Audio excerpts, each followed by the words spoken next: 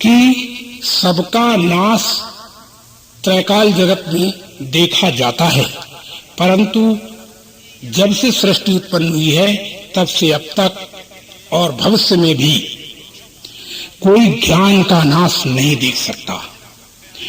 इसलिए ज्ञान स्वरूप ही परमात्मा है, और जो ज्ञान स्वरूप को नहीं जानता और ज्ञान को ही परमात्मा जान लेता है, तो वह भी ज्ञान जो है वो कालांतर में उपजता विनसता है। तुलसीदास ने कहा, उपजे बिनसे ज्ञान जिमि पाय कुसंग सुसंग। कुसंग और संग को पाकर के ज्ञान भी घटता और बढ़ता, उपजता और विनसता है। लेकिन जो ज्ञान स्वरूप है उसका नाश आज तक किसी ने नहीं देखा, और वो सत्य परमात्मा ज्ञान स्वरूप, जो ज्ञान स्वरूप है वही आनंद स्वरूप है, वही चेतन स्वरूप है, वही आनंद स्वरूप, वही सत्स्वरूप है। उससे इतर कुछ भी और XYZ नहीं है, और जब उससे इतर और कुछ भी नहीं है तो वह परमात्मा ही सबके अंदर से, प्राणी पदार्थों के अंदर से छलक रहा है। हर वस्तु व्यक्ति में परमात्मा के होने के नाते वह परमात्मा ही सबसे ज्यादा प्रिय, सबको प्रिय, और सबसे ज्यादा कीमती, सबको कीमती, सब जगह कीमती है। इसलिए जितने प्राणी पदार्थ में व्यापक के नाते परमात्मा आता है, उसमें वही आत्मा स्वरूप से परमात्मा जो आता है वही सबको प्यारा लगता है, वस्तु व्यक्ति प्यारी नहीं लगती। जैसे हमारी माँ, हमारे बाप, हमारे गुरु पीर, जब तक उसके अंदर हमारा सत्य चेतन आनंद स्वरूप ज्ञान स्वरूप परमात्मा रहता है तब तक हम उसको पूजते हैं। अन्यथा जब उसके अंदर ज्ञान स्वरूप चेतन स्वरूप आनंद स्वरूप नहीं रहता, ऐसा मुझे प्रतीत होता है जब भाव से, तो हम उसको इस धराधाम से या तो जमीन में गाड़ देते हैं धरा में, या फिर जल में प्रवाह करते हैं, या अग्नि में दाह संस्कार करते हैं। इस तरह से हम उसको वो जो प्रिय लग रहा था वो हमको प्रिय नहीं लगता। तो संसार में जो प्रिय लगता है, दुनिया में कोई चीज जो तुम प्यारे लगते हो, तो तभी तक प्यारे हो जब तक इसमें भगवान है, और जब भगवान नहीं रहता तो इसको हम जला देते हैं। तो किसी ने पूछा कि महाराज क्या भगवान एक में रहता है, एक में नहीं रहता, ऐसा भी होता है? तो मैं तुम्हें ये बात भी बता दें कि भगवान तो जड़ चेतन कण कण में बैठा हुआ है, लेकिन समझाने के लिए ये बात कही गई है कि जब घड़ी बंद हो जाती है, यानी चाबी है उसके अंदर, घड़ी बंद हो गई तो क्या उसमें से कुछ निकल गया, और घड़ी चालू हो गई, चाबी डाल दी गई तो क्या उसमें कुछ डाला गया? कुछ नहीं डाला गया, ना कुछ उसमें निकाला गया। और जब वो चालू हो गई तब वो जिंदा नहीं है, और जब वो उसमें बंद हो गई तब वो मरी नहीं है।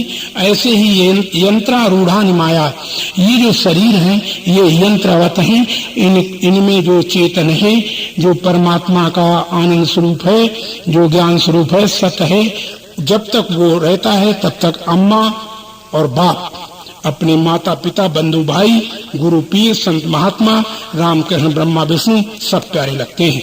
और जब वो ऐसा हम भाव से जानते हैं कि अब इनमें नहीं रहा, तो हम उसको जला देते हैं, पानी में बहा देते हैं, विसर्जन कर देते हैं, या पृथ्वी में धराशाही कर देते हैं। तो जब ऐसा है तो इसलिए संसार में कोई भी ऐसी वस्तु नहीं है जो सदा बनी रहे, वो कभी न कभी नष्ट होती रहती है। लेकिन एक ज्ञान स्वरूप परमात्मा ही है जो सदा एक रस बना रहता है।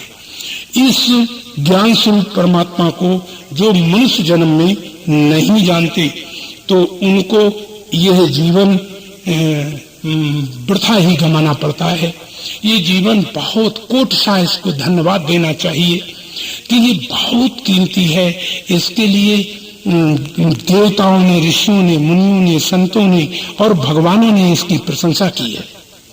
और ये कहा है क्या कि जप तप ध्यान योग पूजा पाठ की जो नौकाएं हैं ये अदृढ़ हैं, सक्षम नहीं है, माने परमात्मा तक पहुंचाने में ये सक्षम नहीं है, ये बीच में सब डुबो देती हैं। अगर कोई सक्षम नौका है तो वो मनुष्य का शरीर है। और ये जो मनुष्य का शरीर है, इस मनुष्य के शरीर से निश्चय प्राणी पार हो जाता है। लेकिन कौन पार होता है? जो ईमानदार होता है। ईमानदार कौन होता है? जो अपने को असली अपने स्वरूप को जान पाए। नकली में कोई जब दाढ़ी वाला हो जाता है तो कहता मैं दाढ़ी वाला हूँ, मोटा हो जाता है कहता मैं मोटा हूँ, पतला हो जाता है कहता मैं पतला हूँ, मैं ब्राह्मण हूँ, मैं क्षत्रिय हूँ, मैं वैश्य हूँ, मैं चाची चाचा हूँ, मैं गुरु पीर हूँ, मैं माता पिता हूँ, बंधु भाई हूँ। तब वो बेईमान है, वो बेईमान है और इस बेईमानी के कारण परमात्मा से जुदा हुआ है। और परमात्मा को पाने के लिए बेईमानी छोड़ करके जो वह असली है नाम रूप से रहे। जैसे देखिए, हम आपको प्रैक्टिकल करा देते हैं। एक स्त्री है, उसने कहा मैं स्त्री हूं, तो मैंने कहा कि जरा अपने शरीर पर उंगली रखो, कहां पर आप स्त्री हैं, उस स्त्री को हमें ढूंढ के दिखाओ अपने शरीर ही। तो उसने कहा पूरे के पूरे मैं स्त्री हूं। तो हमने उससे कहा कि भाई पूरे के पूरे तो तुम स्त्री एक वचन है और तुम्हारे शरीर में बहुत से अवयव हैं, तो वो तो बहुवचन है। तो वो जो एक वचन है उसको हमें ढूंढ के बताओ। तो जब ये कहा कि उसको ढूंढ के बताओ, तो स्त्री में स्त्री नहीं मिली, ढूंढी गई नहीं मिली। इसी तरह ब्राह्मण में ब्राह्मण नहीं मिलता, क्षत्रिय में क्षत्रिय नहीं मिलता, शूद्र में शूद्र नहीं मिलता, वैश्य में वैश्य नहीं मिलता, और राम में राम नहीं मिलता, कृष्ण में कृष्ण नहीं मिलता, ब्रह्मा विष्णु में ब्रह्मा विष्णु नहीं मिलते। फिर इनमें इनकी बात क्या है?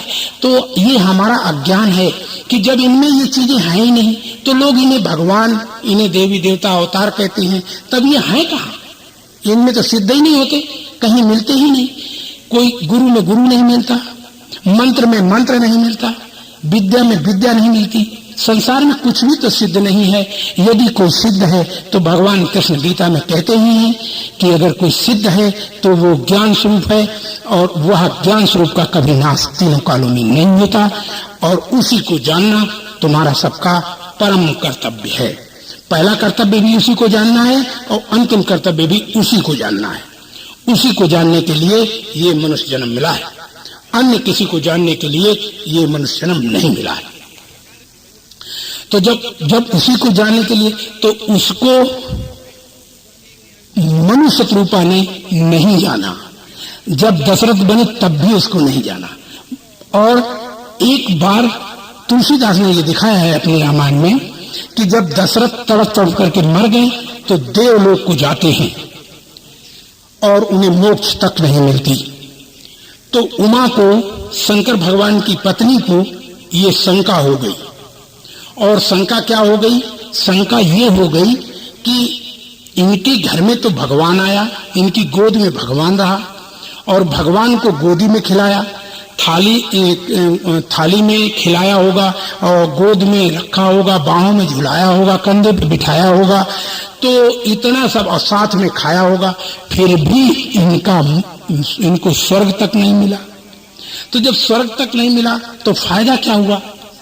तो हमें शंकर भगवान के पास जाकर बोलने लगी कि महाराज ये बताओ कि जब भगवान जिसकी गोद में आ जाए और वह भगवान का नाम लेकर भी अपना शरीर छोड़े, जैसे उन्होंने कहा कि राम राम कही राम कही और राम राम कही राम 6 बार कहा, राम राम राम, तो तन परिहरि रघुपति विरह, और भगवान के विरह में, भगवान के ध्यान में भी तो प्राण छोड़ा तो राव गया सुर धाम, देवताओं के लोक को प्राप्त हुए और मोक्ष को प्राप्त यानी उसको स्वर्ग को भी प्राप्त नहीं हुए।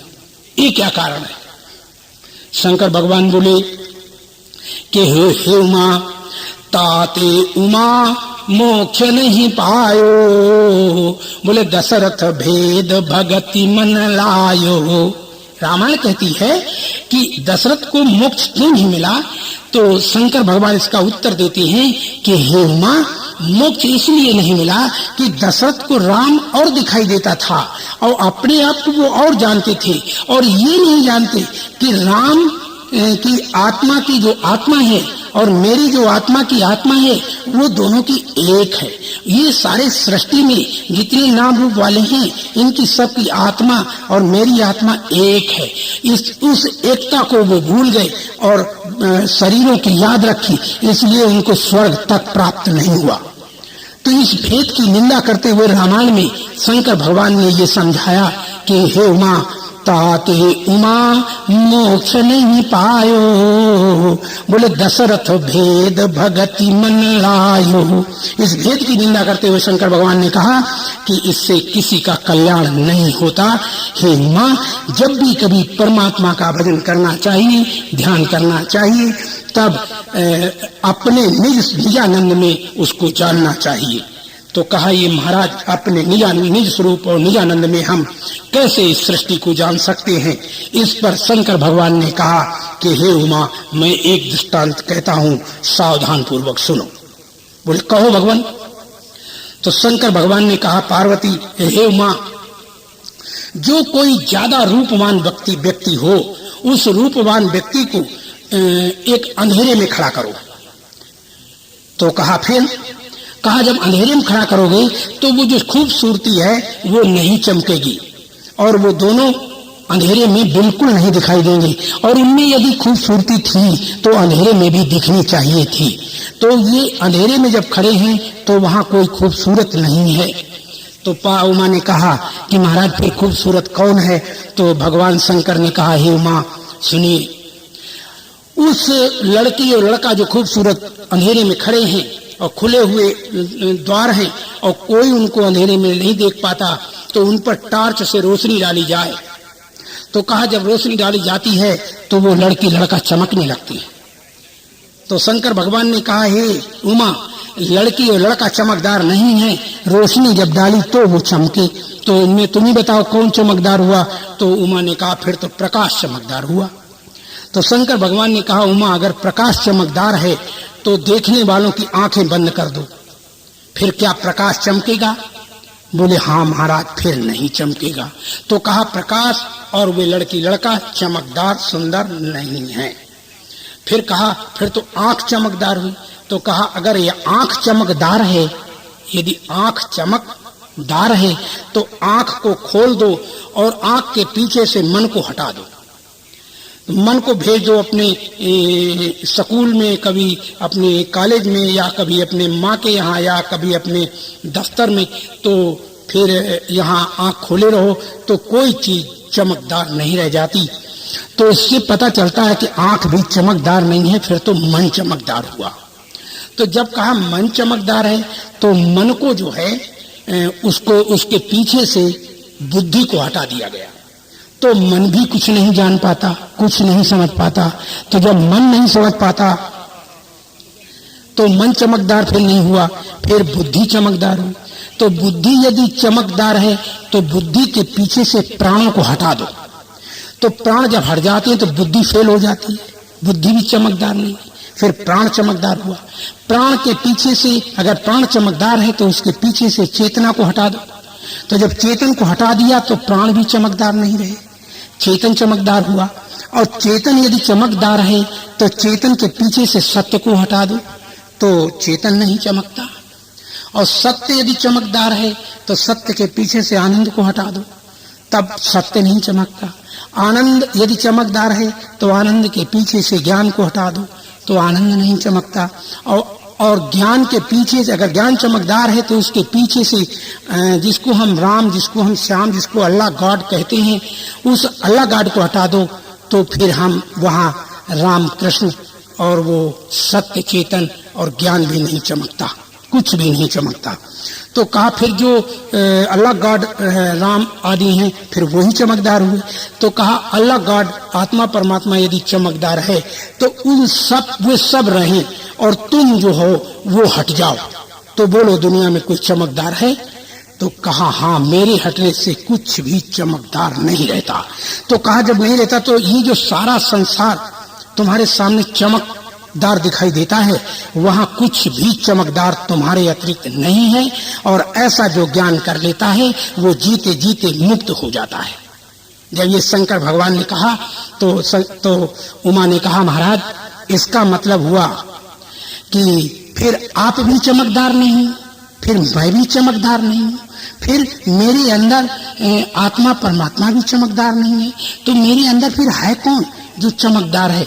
तो उन्होंने कहा कि जिसकी जो सर्व प्रकाशों को प्रकाशता है वो कौन है उमा? वो सूरज का प्रकाश नहीं हो सकता, वो चंद्रमा और विद्युत का वो योग का प्रकाश नहीं हो सकता। हे उमा, वह केवल ज्ञान का प्रकाश है। जिस ज्ञान से, क्योंकि ज्ञान का नाश नहीं होता, ज्ञान का स्वभाव प्रकाश स्वरूप है, और जो प्रकाश स्वरूप है इस प्रकाश स्वरूप को जो जानने वाला है तुम्हारा अपना आपा, वो आपा ही तुम्हारा सर्व स्वामियों का स्वामी, सर्व भगवानों का भगवान है और सर्व ज्ञाताओं का वो ज्ञाता है। उसी को जानकर प्राणी सदा के लिए गमनागमन से रहित हो जाते हैं। हाँ, उस परमात्मा के ऊपर, वो परमात्मा की आंख के ऊपर कई शीशे चढ़े हुए हैं जिससे ये सृष्टि बनकर भासती है, उसे भी मैं तुम्हारे सामने स्पष्ट करता हूं। सबसे पहले परमात्मा के सामने जो निश्चल है, निर्विकार है, उसके सामने उसके स्वभाव हैं, और वो जो स्वभाव हैं तो वो स्वभाव के स्वभावी से अलग नहीं किया जा सकता। जैसे सूर्य का स्वभाव प्रकाश है, गर्मी है, गोलाई है और रंग है। यदि सूर्य होगा तो रंग होंगे, सूर्य होगा तो प्रकाश होगा, सूर्य होगा तो अग्नि गर्मी होगी। ऐसे ही परमात्मा ज्ञान स्वरूप है तो उसके सामने ये स्वभाव है। कौन सा स्वभाव? एक शीशा ज्ञान नाम का उसके सामने स्वभाव आंख के सामने उसकी लगा हुआ है, और ज्ञान के आगे दूसरा शीशा उसका आनंद का है, और तीसरा शीशा सत्य चेतन का है, और चौथा शीशा वो सत्य का है, और सत्य के आगे प्राण का शीशा है, और प्राण के आगे बुद्धि का शीशा है, और बुद्धि के आगे मन का शीशा है, और मन के आगे आंख का शीशा है। और आंख के शीशे से जब इतने शीशों से निकल करके हम बाहर फुरते हैं, जब वो परमात्मा अपने निज स्वरूप से बाहर खेलने के लिए, मौज लेने के लिए आता है, तब ये समस्त शीशों में बैठ करके और बाहर निकल के आता है तो समस्त सृष्टि बनकर भासने लगती है। और जब वह अपने निजानंद में लौटकर मस्ती लेता है तब महाप्रलय हो जाती है, ये सृष्टि नहीं रहती। इसलिए आप समझ गए होंगे कि ये जो चर्चा मैं उस परमात्मा की कर रहा था वो तुम्हारी है। तुम्हारे आंख से पीछे मन का शीशा है, मन के पीछे बुद्धि का, बुद्धि के पीछे प्राण का, प्राण के पीछे सत्य का, सत्य के पीछे से चेतन का, चेतन के पीछे से आनंद का, और आनंद के पीछे से ज्ञान का, और ज्ञान स्वरूप परमात्मा है। तो परमात्मा जो है वो ज्ञान स्वरूप होने के नाते वही सब रूपों में बन के भासने लगता है, और जब वही रूप बन के भासता है तो सारे रूप देखने वाले के ही होते हैं। और इस देखने वाले को जो नहीं जानता और उन रूपों में ही रस लेता रहता है, तो वह दुनिया में भटका हुआ प्राणी नाना प्रकार से क्लेशों को भोगता रहता है और फिर भी उसमें जन्मता और मरता रहता है। ये मनुष्य जन्म जो मिला है वो बहुत कीमती है, तमाम बंधनों से मुक्त होने के लिए ये मिला है। इसको प्राप्त करके प्राणी अजय अजय परम पद को प्राप्त करना चाहिए, जिसके लिए श्रीमद् भागवत ने ये कहा है विष्णु परम पदम, वह विष्णु का परम पद है, वह कृष्ण भगवान का परम धाम है, वह राम का राम राज्य है, जहाँ किसी प्रकार का क्लेश नहीं होता, जहाँ न जाए मन विधि हरिहर को, जहाँ ब्रह्मा विष्णु शंकर की मन बुद्धि नहीं पहुँचती, वहाँ वो परमात्मा विद्यमान है। और उस परमात्मा को इस जन्म में अगर हमने नहीं जाना तो फिर बहुत बड़ी हानि हो जाएगी। इसलिए इसी जन्म में उसे जानना चाहिए, और जब उसे जानना चाहिए तो उसी को जानने के लिए ये जन्म मिला है। ये जन्म देखो, हर योनि में भोग मिल जाते हैं, हर योनि में प्राणी पदार्थ मिल जाते हैं, लेकिन मनुष्य जन्म में केवल सत्य परमात्मा का बोध मिलता है, और किसी भी योनि में इस सत्य परमात्मा का बोध कोई नहीं कर सकता।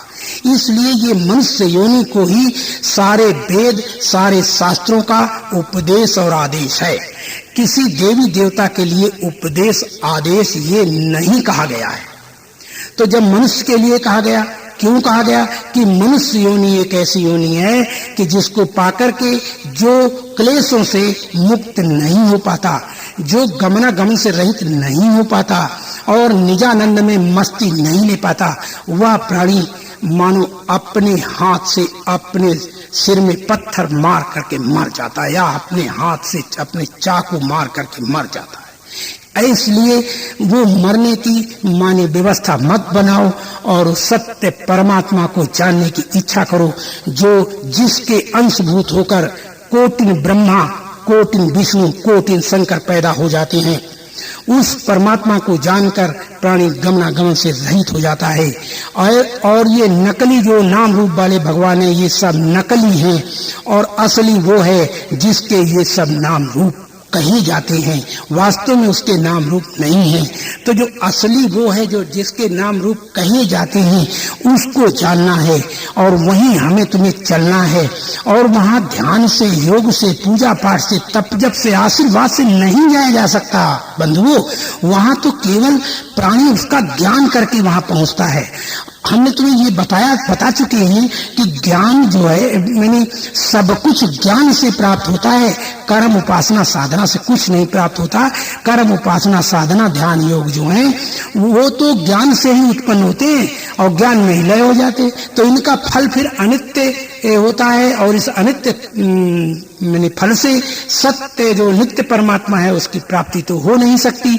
इसलिए हमारा तुम्हारा ये वास्तविक धर्म है, वास्तविक हमारी तुम्हारी स्थिति है कि हम अपने स्वरूप सारी सृष्टि को जाने, क्योंकि हमें ही सब रूप बन करके जब इन गोलकों से, इन शीशों से आगे निकलते हैं, दूरबीनों से आगे निकलते, तब ये सृष्टि बन के भासती है।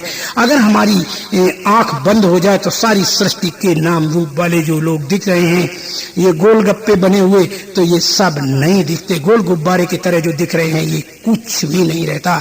इसलिए प्यारे, सब कुछ मेरे अंदर से प्रकट होता है, मेरे में स्थित है, और मैं ही इनका संचालन, नियमन पालन करता हूँ। और ये सब जहाँ पर मैं नियमन पालन करता हूँ, ऐसा कह रहा हूँ, वहाँ पर तुम मुझे व्यक्तिगत शरीरधारी मत समझना कि मैं नियमन पालन। मेरे अंदर जो जिसका नाश नहीं होता वो ज्ञान स्वरूप है, और वो ही उसी को मैं कहता हूँ। और आज तक दुनिया में कोई भी शब्द शुरू किया जाता है तो उसी मैं से किया जाता है, उसी सत्य से किया जाता है। उस सत्य से प्रकट होने वाला जो मैं है, उस मैं से प्राणी मैं को जानकर प्राणी गमनागमन से रहित होता है। हरिओम तत्सत, हरिओम तत्सत, हरिओम तत्सत।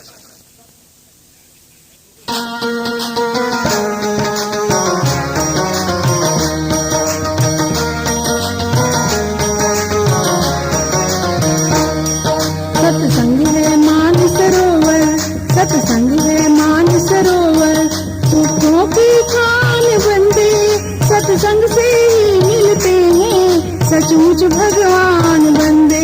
सत्संग है मान सरोवर, सत्संग है मान सरोवर, सुखों की खान बंदे सत्संग से ही मिलते हैं, सचमुच भगवान बंदे। सत्संग है मान सरोवर, सत्संग है मान सरोवर।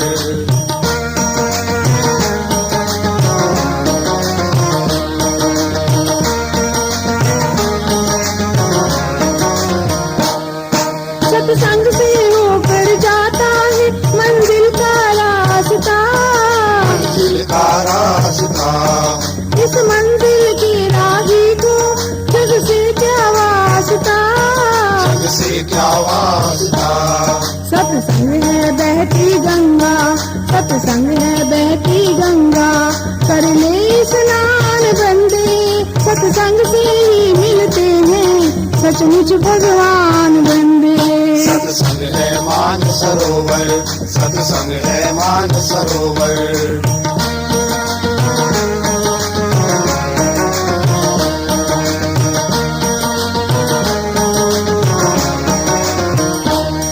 सत्संग है सच्चा सौदा, सच्चा व्यापार है। सच्चा व्यापार है, परमार्थ के प्रेमी को सत्संग आधार है। सत्संग आधार है।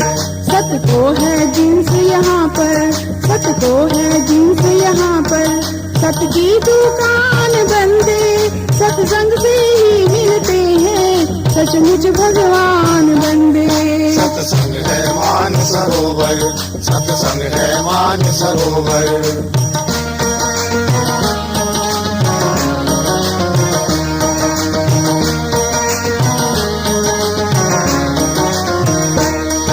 सत्संग है कापा काशी, सत्संग कैलाश है। सत्संग कैलाश है, सत्संग का फूल श्रद्धा और फल आनंद है। और फल आनंद है। सत्संग ही है भगवान की मुरली की तान बंदे। सत्संग से ही मिलते हैं सचमुच भगवान बंदे। सत्संग है मान सरोवर, सत्संग है मान सरोवर।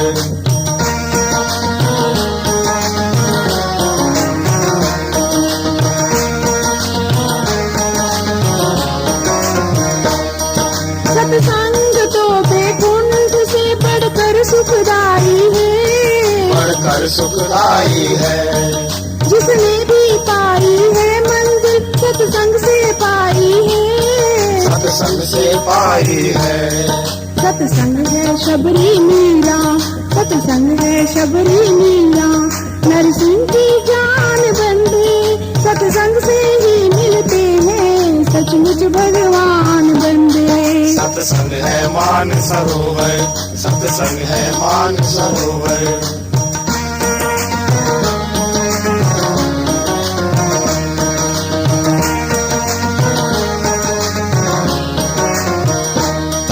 दुर्लभ है जिसको ढूंढना तप बल के जोर से। तप बल के जोर से, खुद पीछे चले आते हैं सत्संग की डोर से। सत्संग की डोर से, सत्संग से ही जाता है मन का अभिमान बंदे। सत्संग से ही मिलते हैं सचमुच भगवान बंदे। सत्संग है मान सरोवर, सत्संग है मान सरोवर।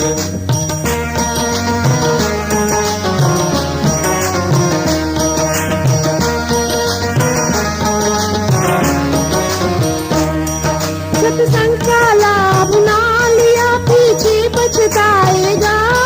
पीछे पछताएगा, दरिया का पानी लौट कर वापस ना आएगा। वापस न आएगा।